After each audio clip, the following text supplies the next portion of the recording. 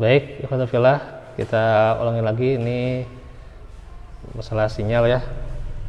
Jadi kita ulangi ini bagian yang keduanya, di mana perkataan penulis manusia akan melewati, yakni yang dimaksud adalah orang-orang mukmin, dan yang melewatinya itu sesuai dengan kadar amalannya. Ada yang melewatinya kedipan mata, ya. Kedipan mata itu lebih cepat daripada kilat, ya. Ada yang seperti kilat, ada yang seperti angin. Angin itu sangat cepat, ya, 140 mil per jam. Dan juga ada yang melewatinya seperti kuda.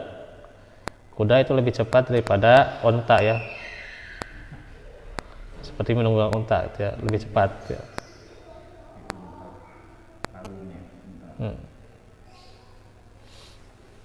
Ada yang merangkak nggak? Yang dulu. Nah, ini terus ada yang lebih lambat lagi, diantaranya ada yang dengan berlari. Nah, berlari kan tergantung juga kadarnya juga, ya. Karena ada yang memang berlari cepat, ada yang berlari lambat, dan juga berlari kencang juga ada. Terkadang juga ada, tergantung amalannya. Terus juga berjalan, ada juga yang berjalan. Yang biasa gitu. Iya.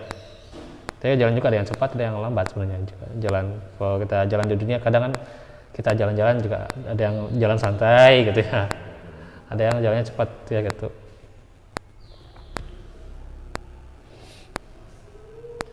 Terus juga ada yang melewatinya dengan berjalan dengan menyeret pantatnya gitu, ya.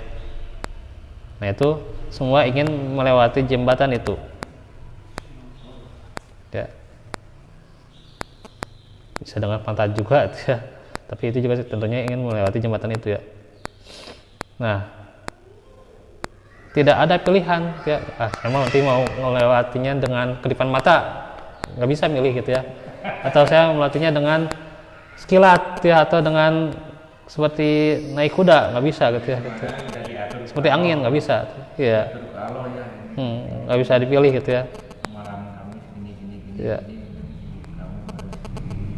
Kalau ada pilihan atau ikhtiar, manusia niscaya setiap orang memilih yang paling cepatnya gitu, ya. Inginnya ya yang seperti kedipan mata gitu, ya, gitu.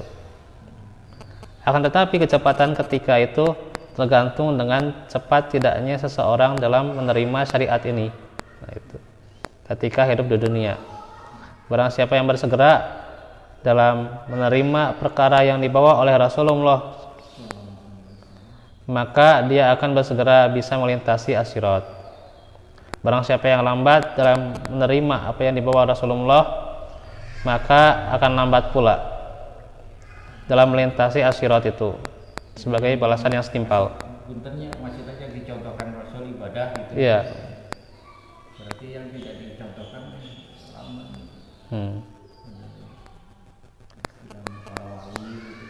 Dan balasan itu sesuai dengan jenis amalannya. Nah, itu. Terus ada perkataan beliau, wa minhum man yukhtafu khotfan. Dan di antara mereka ada yang disambar dengan sekali sambaran, ada yang sekali, ada yang berulang-ulang sambaran gitu, ya. Tapi mereka juga bisa melewatin gitu, ya, gitu. Yakni diambil dengan diantaranya cepat, ya. Yang demikian itu ada dengan pengait besi di atas neraka jahanam yang menyambar manusia karena sebab perbuatan mereka di dunia, karena dosa gitu, ya. Kebakar gitu. Kena sambaran gitu, ya, gitu. Sambaran neraka gitu. Sambaran pengait itu yang ada itunya. Ada pengait besinya gitu. Amalan orang nilainya.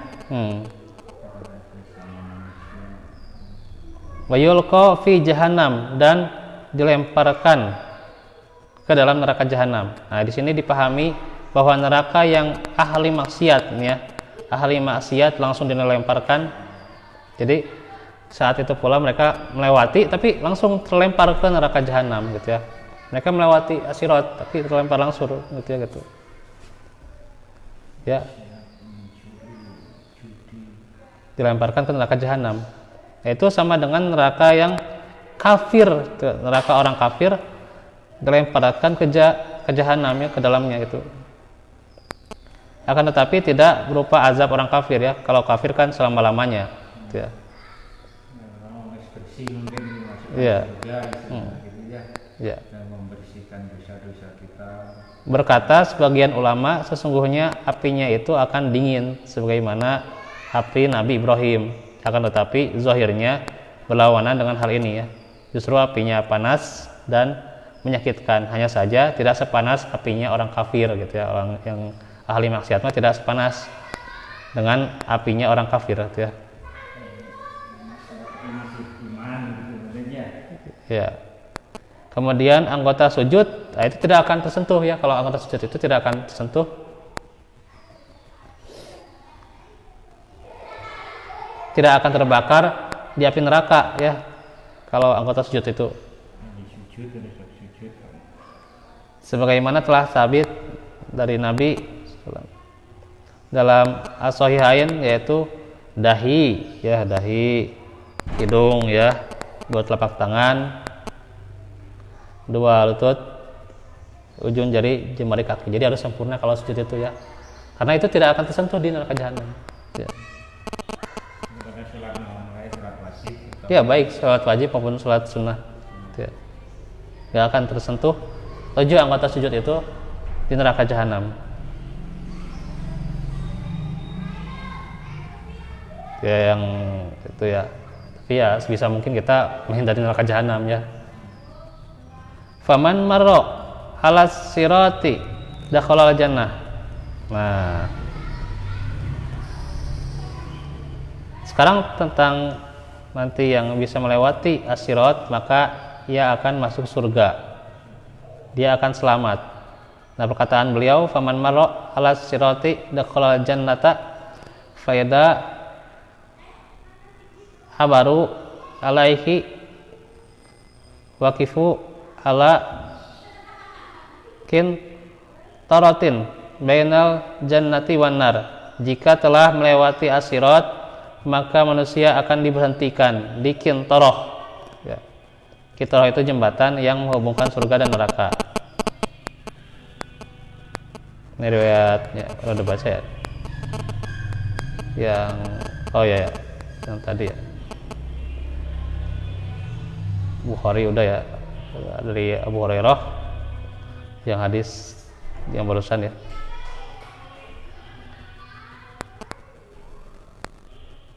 Terus juga al-kintaroh itu apa?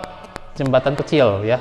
Makna asalnya adalah sesuatu yang dipakai untuk menyeberang di atas air dalam sungai dan lainnya. Para ulama berselisih pendapat tentang al-kintaroh ini, apakah merupakan ujung jembatan as-sirat yang ada di atas neraka jahanam, ataukah jembatan sendiri yang ada lagi, gitu, ya, yang lain lagi, itu beda lagi, gitu, ya. Maka yang benar wallahu alam, ya, bahwasanya bukan maksud kita menjelaskan keadaannya, akan tetapi yang kita maksud adalah manusia akan diberhentikan di atasnya, gitu aja, ya, simpelnya.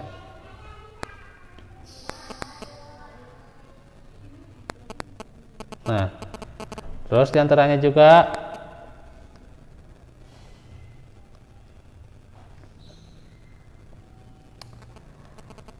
fayuktasu li ba'dihim min ba'din, kemudian dikisos di antara satu dengan lainnya. Maka dikisos di sini berbeda dengan kisos yang pertama yang di padang mahsyar, ya, beda lagi. Ya, karena dikisos di sini lebih beda kasus, ya, yaitu menghilangkan kedengkian, kebencian dan dendam pada hati manusia. Maka kedudukannya seperti pembersihan dan penyucian. Jadi ada penyucian, ya. Penyucian yang demikian itu karena di dalam hati itu tidak akan hilang dengan kisos semata. Jembatan yang di antara surga dan neraka ini untuk tujuannya pembersihan yang ada pada dalam hati itu, ya.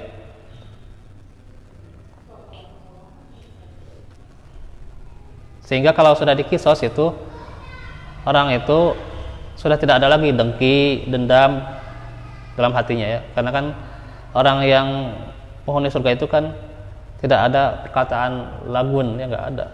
Karena kan mereka sudah dikisos ya. Sudah dikisos ya, dibersihin ya gitu. Sebagaimana firman Allah, wa naza'na ma fi sudurihim min ghillin ikhwanan ala sururim mutaqabilin. Surah Al-Hijr ayat 47. Dan kami akan angkat kedengkian yang ada dalam hati mereka, diangkat ya kedengkiannya, sehingga mereka dalam keadaan bersaudara di atas dipan-dipan sambil berhadap-hadapan. Dan juga faida hulibu wanuku ulina lahum fi dukhulil jannah. Jika telah dihilangkan dan dibersihkan, maka mereka akan diizinkan masuk surga. Tuh. Demikian seperti diriwayatkan dalam riwayat Imam Bukhari dari hadis Abu Sa'id Al-Khudri. Jika telah dihilangkan dari hati-hati mereka berupa permusuhan, kebencian, dibersihkan darinya, maka mereka pun diizinkan masuk surga. Ya. Kan gitu, jadi qalbun salim ya gitu. Maka ketika mereka telah diizinkan masuk ke surga, mereka tidak mendapati pintu surga dalam keadaan terbuka. Akan tetapi Nabi meminta syafaat kepada Allah agar dibukakan pintu surga bagi mereka, sebagaimana nanti akan datang tentang syafaat ya. Ya. Insyaallah nanti ada bahasanya tentang syafaat ya. Dengan syafaat itu dibukakan pintu surga. Ya. Yang dijelaskan mah syafaat Nabi, syafaat tauhid, Al-Qur'an itu ya. Orang tua mah enggak ada ini. Enggak baca saya dalilnya gitu ya, syafaat dari orang tua mah. Itu mah paling ya dari anaknya gitu ya, dari anaknya kan dibimbing ke jadi anak soleh gitu ya gitu. Maka ya orang tuanya dapat itunya, dapat apa? Ya dapat kebaikannya juga. Nantinya kan dapat ya wasilah ya. Ya wasilahnya nanti masuk surga gitu. Wasilah apa? Wasilahnya itu jalan ya, jalan ke surga gitu ya gitu. Nah, ikhwatu fillah, bagaimana nanti memasuki surga? Nah, insyaallah ya. Nanti kita akan bahas yang bagaimana memasuki surga gitu ya. Dan juga bagaimana yang pertama masuk surga gitu ya. Gitu ya. Dan tentang syafaat ya. Paling itu saja dahulu yang bisa kita bahas pada kesempatan ini. Wallahu minkum wallahu fikum. Rabbana atina fid dunya hasanah wa fil akhirati hasanah Rabbana atina min ladunka sedawat wa afafa gina yang qalibul qulub tsabbit qalbana.